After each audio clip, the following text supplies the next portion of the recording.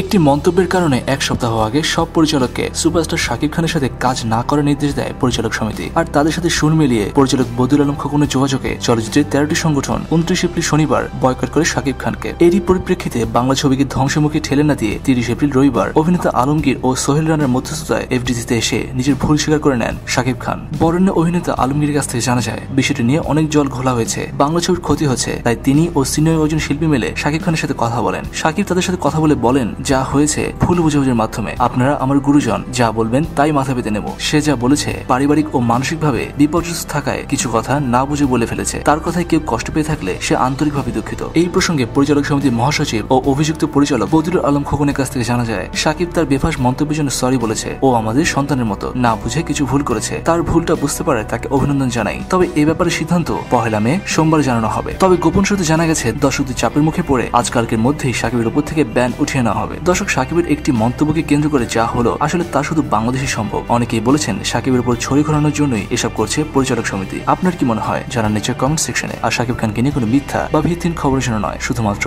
Authentic খবর জানার জন্য সাবস্ক্রাইব করুন খবর টিভিকে।